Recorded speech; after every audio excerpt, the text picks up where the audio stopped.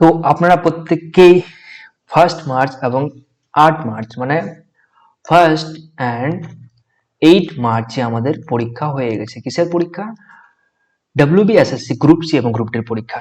এবার আপনারা cut off নাম্বারও চেক করে নিচ্ছেন বিভিন্ন ইউটিউবে গিয়ে যে হ্যাঁ কত আসতে পারে, কত মানে আমার নাম্বার আছে, সেই অনুযায়ী আপনি এবার একটু মানে মনে মনে ভাবছেন যে না আমি পাস করে যাব। এবার আমি নেক্সট যে স্টেপ রয়েছে সেই স্টেপে প্রিপারেশন কিভাবে করব, বা অনেকেই ভাবছে আমি পারবো কিনা বা আমার নাম্বার হবে কিনা। আমি বলি যদি আপনাদের নাম্বার 55 এর উপরে থাকে বা 50 অন্যান্য ক্যাটাগরি যদি মানে 52 বা বেশি থাকে, তাহলে কিন্তু আপনারা নির্দ্বিধায় এখন নেক্সট স্টেপের জন্য প্রিপারেশন করে থাকুন। ঠিক আছে, যদি জেনারেলে 55 নাম্বার থাকে তাহলে কিন্তু আপনি একদম অবশ্যই প্রিপারেশন করবেন নেক্সট স্টেপে। বাট এখন প্রশ্ন হলো যে আপনারা কিভাবে প্রিপারেশন করবেন, ইন্টারভিউর জন্য কি কি করতে হয়, কি কি দরকার, সেগুলোকে আজকে কিন্তু এই ভিডিওতে আমি আপনাদের সাথে একে একে আলোচনা করব।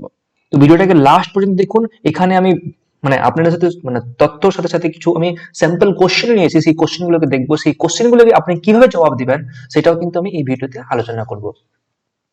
তো দেরি না করে শুরু করা যাক। ওকে, একটা কথা মনে রাখবেন, ইন্টারভিউ যে হয় বা পার্সোনালিটি টেস্ট, সেটা is nothing more but your personality test. মানে তোমার যে কনফিডেন্স রয়েছে সেটাকে চেক করবে, তোমার যে ব্যক্তিত্ব রয়েছে সেটাকে চেক করবে। ওটা কিছু নয়, জাস্ট এখানে তোমাকে যদি যাতে তোমার ভয় টয় না পাও, ঠিক আছে, ওটাই হলো যে তোমার বডিতে একটা কনফিডেন্স আছে কিনা। তুমি যে একটা স্কুলে গিয়ে ডিউটি করবে, তোমার সামনে এতগুলো স্টুডেন্ট থাকবে, এতগুলো লোকের সামনে তুমি দাঁড়ায় থাকবে, সেখানে তুমি নিজেকে আহ পারবে কিনা, মানে সেই পরিবেশের সাথে নিজেকে সামঞ্জস্যের সাথে মিলিয়ে রাখতে পারবে কিনা, সেটা আপনার চেক করা হবে। ওকে,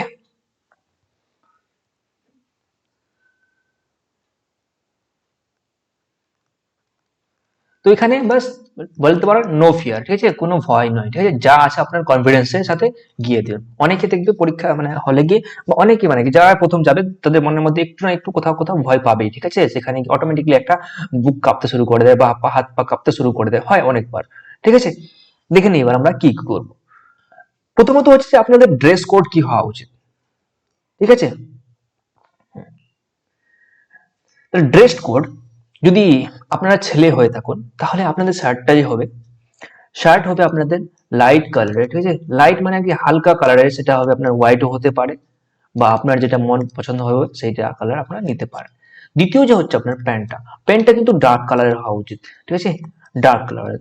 তো আই উড প্রিফার ব্ল্যাক, ঠিক আছে, তো ব্ল্যাক হওয়া উচিত বা ব্লু বা নেভি ব্লু বা যে আমাদের ব্লু রয়েছে, ডার্ক ব্লু রয়েছে, সেটা আপনারা প্রিফার করতে পারেন।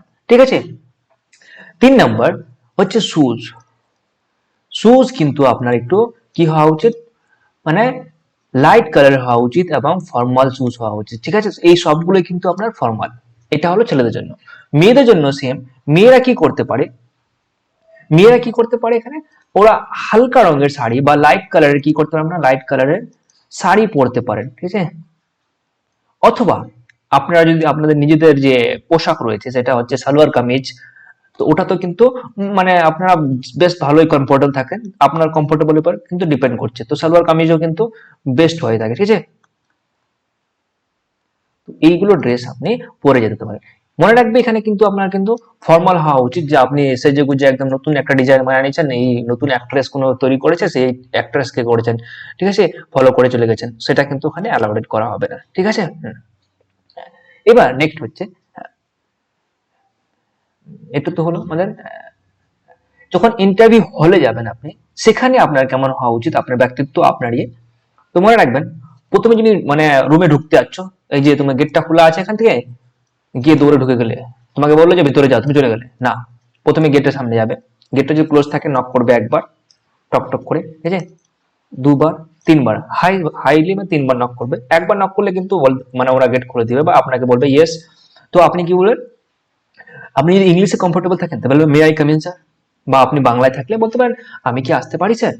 এবার আপনাকে আসতে বলা হবে, আপনি এখানে এবার এই চেয়ারের সামনে আসবেন, এখানে আসে দাঁড়িয়েই থাকবেন, ঠিক আছে, যতক্ষণ না আপনাকে বসতে বলা হচ্ছে ততক্ষণ কিন্তু বসবেন না। যে আপনি আসলেন হুট করে চেয়ারটা টেনে নিয়ে বসে গেলেন, ওরা কিন্তু আপনার ওই ক্লাসমেট নয় যে আপনাকে মানে আপনি কমফোর্টেবলে গিয়ে বসে গেলেন, আপনাকে ওখানে রেসপেক্ট দেখাতে হবে। হ্যাঁ, আর একটা কথা বলতে গেলাম, প্রথমে ঢুকতেই এখানে আসার আগে এখানে তোমরা আগে গ্রিটিং করবে। গ্রিটিং মানে কি, মানে সম্বোধনা জানাবে। যদি সকাল হয়ে থাকে টাইমটা তাহলে গুড মর্নিং বলবে, তাহলে এটা একটা কথা মনে রাখবে সবসময় কি প্রিফার করবে যে মহিলা যে এটা থাকবে, ক্যান্ডিডেট থাকবে, আহ, মানে মানে ইন্টারভিউয়ার থাকবে, ওনাকে আগে মানে সম্বোধনা করবে। যদি ম্যাডাম থাকে মানে good morning madam, good morning sir, এভাবে বলে দিয়ে করতে পারেন, ঠিক আছে। শুভ সকাল ম্যাডাম, শুভ শুভ সকাল স্যার, এভাবে বলতে পারো, ঠিক আছে। বা আপনি যেভাবে আপনার যে গ্রিটিং থাকবে সেটা অনুযায়ী করতে পারেন, ওকে।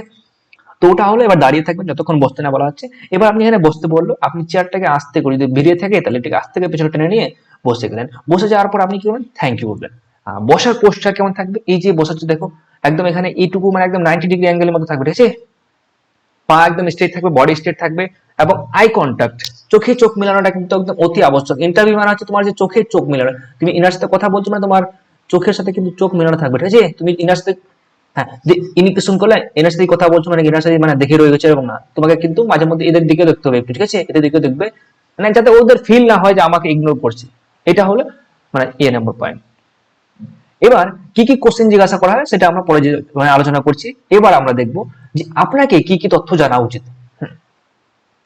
প্রথমত, আপনি যে এলাকা থেকে বিলং করছেন, আপনি মনে করো এই ডিস্ট্রিক্ট থেকে বিলং করছেন, এই ডিস্ট্রিক্টের নাম, এই ডিস্ট্রিক্টটা কেন ফেমাস, এই ডিস্ট্রিক্টের কোথা থেকে উৎপত্তি হয়েছে, কেন এই মানে আপনি এখানে আছেন, এখানে কোনো একটা স্পেশাল মানে কোয়ালিটি বলো, এই মানে কিছু যা আছে এখানকার স্পেশালিটি সেটা বলবে। এখানকার বর্তমান ডিএম কে, বর্তমান ডিএম হয়ে গেল, বর্তমান আপনার যে এলাকা রয়েছে, আপনি যে ব্লকের আন্ডারে রয়েছেন সেই ব্লকের মধ্যে আপনার বিধানসভার মেম্বার কে রয়েছে, বা আপনার যেখানকার পঞ্চায়েত সমিতি মেম্বার কে রয়েছে সেগুলো কিন্তু আপনি জানার চেষ্টা করবেন, ঠিক আছে।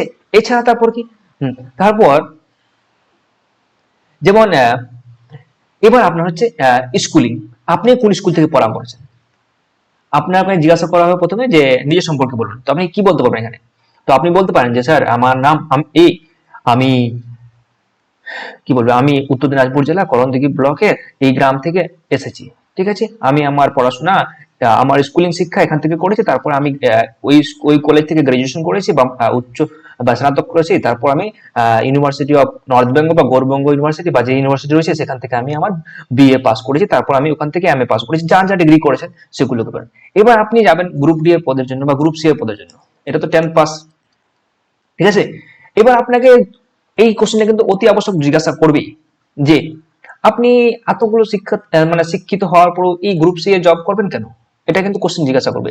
সেই কোশ্চেনটার আনসার কিভাবে দিবে সেটাও কিন্তু আমি আলোচনা করবো এই ভিডিওতে, ঠিক আছে। লাস্টের দিকে আমি কোশ্চেন নিয়ে এসেছি, সেটা কিভাবে আনসার করবে। তাহলে কি হলো, আপনি যে এরিয়া থেকে বিলং করছেন, তো সেই এরিয়াটাকে একদম পুরো ভালো করে জানতে হবে। আপনার ওখানকার খুঁটিনাটি সব জানবে, একদম পুলিশ টুলিশ যা আছে আপনার, ডিএম সিএম, সিএম বলা যায় না, তো যা আছে আপনার সবগুলো কিন্তু ওখান থেকে জানবেন ডিস্ট্রিক্টের। হয়েছে। এবার কোন স্কুল থেকে শিক্ষা গ্রহণ করেছো ওটা হলো, কলেজ থেকে যে করেছো ওই কলেজের নাম, তারপর তুমি যে বিষয়ে মানে অনার্স করেছো বা তুমি যে বিষয় নিয়ে পড়েছো সেই বিষয়টা একদম খুবই খুঁটিনাটি ভাবে পড়বে। যদি অনার্স করে থাকো ওখানে কিন্তু মনে করো তুমি হিস্ট্রি থেকে অনার্স করছো, তাহলে হিস্ট্রি থেকে কিন্তু কোশ্চেন জিজ্ঞাসা করবে ডিপ লেভেলের। পলিটি করেছো তো পলিটিক্যাল মানে ইন্টারন্যাশনাল রিলেশন দিয়ে দিল বা অন্য কোনো একটা কোশ্চেন দিয়ে দিল, যেখানে তোমার চেক করতে পারে যে তুমি কতটুকু মানে করেছো, ঠিক আছে। তারপর এখানে কি জিজ্ঞাসা করতে পারে আমাদের, হ্যাঁ, পশ্চিমবঙ্গে বিভিন্ন রকম মানে এখন প্রকল্পগুলো চলছে, এই প্রকল্পগুলো সম্পর্কে আপনাকে জিজ্ঞাসা করতে পারে, তাহলে সরকারি প্রকল্পগুলো জানবেন, ঠিক আছে। তারপর কারেন্ট অ্যাফেয়ার্স আপনাকে আপনাকে অবগত থাকতে হবে যে কারেন্ট অ্যাফেয়ার্স বর্তমানে কি কি ঘটনা ঘটছে আশপাশে সেগুলো কিন্তু ধারণা রাখতে হবে আপনাকে। যে এখন ইরান মানে ইরান ইসরায়েলে ওয়ার চলছে, ইরান আমেরিকা ওয়ার চলছে, এইগুলো কিন্তু আপনাকে একটু মানে কমন সেন্স রাখতে হবে, ধারণা রাখতে হবে, ঠিক আছে। নেক্সট, তো এইসব জানবেন। এবার আমরা দেখে নেবো নেক্সট স্টেপ কি, বা এখানে আমাদের কোশ্চেন আনসার কিভাবে করবেন। যেমন প্রথমে আপনাকে জিজ্ঞাসা করতে পারে নিজের পরিচয় দিন, ঠিক আছে, বা ইন্ট্রোডিউস ইউরসেলফ যদি ইংলিশে হয়, তাহলে আপনি বাংলায় দিবেন যেহেতু, তাহলে কি বলবেন, স্যার বা ম্যাম, যাকে বলবেন যে জিজ্ঞাসা করেছেন, আমার নাম, নিজের নাম বলবেন, তারপর আমি উত্তর দিনাজপুর জেলার করণদিঘি ব্লকের বা যে ব্লক রয়েছে আপনার করণদিঘি ব্লকের ওই গ্রাম থেকে এসেছি বা আসছি, ঠিক আছে। আমি এই স্কুল থেকে স্কুলিং পাস করেছি, আমার উচ্চশিক্ষা মানে উচ্চ মাধ্যমিক পাস করেছি, তারপর আমি এই কলেজ থেকে পাস করেছি এবং এই ইউনিভার্সিটি থেকে আমার মাস্টার্স ডিগ্রি কমপ্লিট করেছি। এখন আমি মানে যে কাজের সাথে জড়িত রয়েছেন, যদি কাজের সাথে থাকে না হলে কিছু নেই, বা আমি প্রিপারেশনের সঙ্গে জড়িত ছিলাম এই বিগত বছর ধরে, বা আমি কিছু কাজ করছি না, বাড়িতে এখন টিউশন পড়িয়ে কি করছি, বা এটা এক্সট্রা বলতে পারেন, ঠিক আছে। বা এখন আমি বেকার আছি, এটুকু বলতে পারেন। এবার আপনি এখানে আপনি একটু এক্সট্রা অ্যাড করতে পারেন, I am very hard working, মানে আমি একজন পরিশ্রমী মানুষ এবং আমি নতুন কিছু শিখতে ভালোবাসি। এটা হচ্ছে আপনার হবি। আপনার হবি কি, ঠিক আছে? এইভাবে কিন্তু আপনি আনসার দিতে পারেন। মনে রাখবেন, আনসার দেওয়ার সময় কিন্তু আপনার কনফিডেন্স থাকা উচিত, মানে একটা হাই, চোখে চোখ মিলিয়ে কথা বলবে, যার সঙ্গে মানে যে কোশ্চেন জিজ্ঞাসা করেছে সে তার দিকেই মানে চোখ মিলিয়ে আনসার দিবে। বাকি মাথা মানে এদিক ওদিক করে, মানে ওদিক ওদিক মানে কি, ওই যে মানে সামনে যে বোর্ডের মেম্বার গুলো রয়েছে ওদেরকে দেখার চেষ্টা করবেন, যাতে কাউকে ইগনোর ফিল না হয়, ঠিক আছে? আর মনে রাখবে যে তুমি এসে বসে তুমি মানে মাথা খোঁচাচ্ছ, নাক খোঁচাচ্ছ, এগুলো কিন্তু মানে ভুল করে করবে না। একদম মানে হাঁটুর উপরে মানে তোমার হাত থাকবে, একদম স্ট্রেটলি তুমি চোখে চোখ মিলিয়ে কথা বলবে। তো 1 নম্বর কোশ্চেন এটা হলো। 2 নম্বর কোশ্চেন জিজ্ঞাসা করতে পারে, এটা তো আপনাকে জিজ্ঞাসা করবেই যদি আপনি, জানো না আমাদের পশ্চিমবঙ্গে কিন্তু এখন প্রায় সবাই কি রয়েছে, সবাই মানে অ্যাটলিস্ট গ্রাজুয়েশন পাস রয়েছে। কি পাস রয়েছে? গ্রাজুয়েশন পাস রয়েছে, যারাই কিন্তু এই পরীক্ষা পাস করবে। আর যারা পাস করছে, নর্মাল ছেলে পেলে এগুলো খুব কম রয়েছে যারা মানে পাস করেছে, ওরাই পাস করছে এখানে যারা উচ্চ শিক্ষিত রয়েছে বা অনেক পরীক্ষা দিয়ে পাস করে বসে আছে, তো এটা পরীক্ষা তো পাস করবে অনায়াসে, তো ওরাই থাকবে এখানে। এবার আমার মনে করো আমার আছে এমএ বিএড আছে, আমার সিটেট পাস আছে, এগুলো বিভিন্ন রকম কোয়ালিফিকেশন আছে, আমাকে তো এই কোশ্চেন জিজ্ঞাসা করবি যে তোমার তো এত বড় ডিগ্রি আছে, তা তুমি এত উচ্চ শিক্ষিত হয়ে এই কাজে আসবে কেন, গ্রুপ সি এর পদে থাকবে কেন, বা গ্রুপ ডি এর পদে তো মানে এই মানে বেল বাজানোর কাজ তো এখানে আসবে কেন? তাহলে এই কোশ্চেনটা আনসার আমি কিভাবে করতাম? আমি এভাবে করতে পারতাম, স্যার বর্তমানে সরকারি চাকরির যে স্থায়িত্ব বা সামাজিক মর্যাদা আমার কাছে খুবই গুরুত্বপূর্ণ, ঠিক আছে? বেকার থাকার থেকে আমাকে মানে কাজ করাটা মানে খুবই মানে ইম্পর্টেন্ট, যেহেতু তাহলে তুমি কি করে সামাজিক যে তোমার এ রয়েছে, সোশ্যাল স্ট্যাটাসটা রয়েছে, তোমার যে ফাইন্যান্সিয়াল স্টেবিলিটি রয়েছে সেটা বলবে, মানে একদম সৎ সৎ কথা। এবার আমি বিশ্বাস করি, এবার তুমি পজিটিভলি মানে পজিটিভ অ্যাপ্রোচে আনসার দিবে যে আমি বিশ্বাস করি যে আমার শিক্ষাগত যোগ্যতা আমাকে স্কুলের প্রশাসনিক কাজ এবং শৃঙ্খলা বজায় রাখতে অন্যদের চেয়ে বেশি সাহায্য করবে। এটা হলো একটা পজিটিভ অ্যাপ্রোচ, যে আমি যে শিক্ষাটা অর্জন করেছি তো ওখানে যাতে তুমি হাউটি ফিল না করো বা ঘমন্ডি না ফিল করো, সেখানে তুমি নিজের অ্যাপ্রোচটা দেখাবে যে না আমার উচ্চ শিক্ষা রয়েছে, সেটা আমাকে আরো ভালো করে কাজ করতে সাহায্য করবে। লাস্টে বলতে পারো কোনো কাজই ছোট নয় যদি তা সততার সাথে করা যায়। এইভাবে কিন্তু আনসার দিতে পারো। এছাড়া আপনার নিজের যেটা ব্যক্তিগত আনসার রয়েছে সেটাও কিন্তু দিতে পারো, বাট কোনো সময় এটা মনে করবে না যে না, মানে যে একটা ফিল না হয় যে তুমি তোমার ইয়ে নিয়ে ঘমন্ড করছো। ঘমন্ড মানে বুঝছো তো, যে তোমার হাউটিনেস, ঠিক আছে? প্রাউড ফিল করছো, প্রাউড ফিল করবে না তোমার শিক্ষাগত যোগ্যতা নিয়ে, ঠিক আছে? নেক্সট দেখে নেবো কোশ্চেন কি জিজ্ঞাসা করতে পারে, দেখো। এবার বলছে গ্রুপ সি বা গ্রুপ ডি পদের জন্য যাবেন, সেখানে মূল কাজগুলো কি কি রয়েছে, যে গ্রুপ সি পদের জন্য যাবেন বা গ্রুপ ডি পদের জন্য যাবেন, তাহলে এখানে কাজ কি রয়েছে? যদি আমরা দেখি এখানে তোমাকে কিন্তু এর সম্পর্কে একটু ভালো ডিটেলসে নলেজ রাখতে হবে, কি কি কাজ করতে পারে বা কি করে। এখানে বলছি গ্রুপ সি পদের জন্য কাজ কি রয়েছে আমাদের, স্কুলের নথিপত্র গুছিয়ে রাখা, ক্যাশ বুক মেনটেন্যান্স করা এবং অফিসের কাজে প্রধান শিক্ষককে সহায়তা করা। এছাড়া আপনার যে কম্পিউটারে বিভিন্ন রকম কাজ হয়ে থাকে সেগুলো করে থাকে, ঠিক আছে?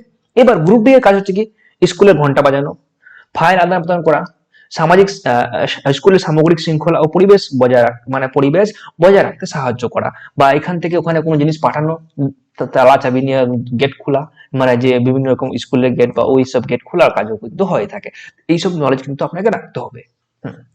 নেক্সট, এবার হচ্ছে দেখি, ধরুন প্রধান শিক্ষক আপনাকে এমন কাজ দিলেন যা আপনার ডিউটির বাইরে, আপনি কি করবেন বলো?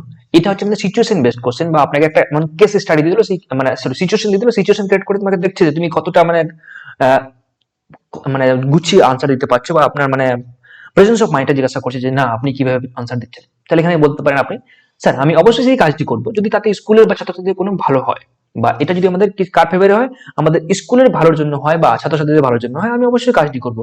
এবার যদি আমাদেরকে স্যার পার্সোনালি কোনো কাজ করছে, বাড়ির কাজ করাচ্ছে, সেটা তো আমার ডিউটি নয়, তো আমি ওটা করবো না অবশ্য। তো এবার কিন্তু ওখানে বলছে তোমাকে এমন একটা কাজ দিল যেটা আপনার ডিউটির বাইরে রয়েছে, তো ডিউটির বাইরে থাকা সত্ত্বেও সেটা যদি আপনাদের স্কুলের কাজের মানে ভালোর জন্য হয়, সেটা আপনি অবশ্যই করবেন। তাহলে এখানে কি বলতে পারি, একটি স্কুল একটি পরিবারের মতো, তাই অতিরিক্ত দায়িত্ব পালন করতে আমার কোনো দ্বিধা নেই, ঠিক আছে? তো এখানে কি দেখাচ্ছে আমাদের, টিম ওয়ার্কটা দেখাচ্ছে। তো আমরা যেখানে কাজ করি সেটা আমাদের একটা ফ্যামিলির মতো, তাহলে আমরা আমাদের ফ্যামিলির জন্য কিন্তু এক্সট্রা মাইল যেতেই পারি, ঠিক আছে? তো এইভাবে কিন্তু আনসার দিতে পারবো। লাস্ট যেটা কোশ্চেন আমি রেখেছি এখানে সেটা হচ্ছে আমাদের, হ্যাঁ, এখানে আপনাকে কোশ্চেন জিজ্ঞাসা করতেই পারে যে আপনার জেলার কেন এমন নাম হয়েছে, বা আপনার জেলার একজন বিখ্যাত ব্যক্তির নাম বলুন। তো আপনি এখানে বলতে পারেন, যেমন আমি আমার যদি জেলা সম্পর্কে বলি, উত্তর দিনাজপুর। এটি আপনার জেলার উপর নির্ভর করবে সেটা আপনি কোথা থেকে আসেন। আমি যেমন উত্তর দিনাজপুরের হলে, তা আমি কি করবো, উত্তর দিনাজপুর জেলা 1992 সালে পশ্চিম দিনাজপুর থেকে ভেঙে তৈরি হয়েছিল। হ্যাঁ, তারপর হচ্ছে আমি মানে আরো যদি ডিটেলসে বলতে চাও, তুমি ডিটেলসে তুমি নলেজ নিবে তোমার যেটা ডিস্ট্রিক্ট সম্পর্কে, তারপর তুমি সেখানে দিবে অ্যাড করে। এবার তোমাকে বলো এখন একটা বিখ্যাত ব্যক্তির নাম বলো, তো আমাদের এখানকার যদি বলা যায় তো সেটা কিন্তু নিবারণ পণ্ডিত, খুবই বিখ্যাত ব্যক্তি ছিলেন। এখানে বলে যে তোমার একটা আরো ফেমাস জায়গার নাম বলো, সেটা হচ্ছে মানে কি রায়গঞ্জের কুলিক ফরেস্ট। কি রয়েছে আমাদের? কুলিক ফরেস্ট রয়েছে, রায়গঞ্জের কুলিক ফরেস্ট, এটা আমাদের এখানে কি ফেমাস জায়গা, মানে উত্তর দিনাজপুর জেলা বা একমাত্র মানে কি মানে কি বলবো বার্ড স্যাংচুয়ারি, ঠিক আছে। তো আই হোপ মানে তোমরা এবার বুঝে গেছো যে কিভাবে প্রিপারেশন করতে হবে, কি কি করতে হবে। তোমরা তাহলে কি নিজের যে ব্যাকগ্রাউন্ড রয়েছে, তোমার নিজের যে স্টাডি মানে মানে একাডেমিক ব্যাকগ্রাউন্ড রয়েছে, নিজের যে ডিস্ট্রিক্ট রয়েছে, নিজের যে এলাকা রয়েছে, নিজের যে বিষয়গুলো রয়েছে, সেগুলোকে ভালোভাবে মানে মানে নলেজটাকে গেইন করে নাও। এবং পশ্চিমবঙ্গের বিভিন্ন রকম স্কিম নিয়ে সম্পর্কে, এই গ্রুপ সি গ্রুপ ডি পোর্টটা কি, সেইগুলো সম্পর্কে তুমি একটু ডিটেলসে নিজেকে জানার চেষ্টা করো। আই হোপ বোঝাতে পেরেছি এই ক্লাসের মাধ্যমে বা এই ভিডিওর মাধ্যমে। কোনো রকম ডাউট বা কোনো রকম কোয়ারি থাকলে নিচে জানাও।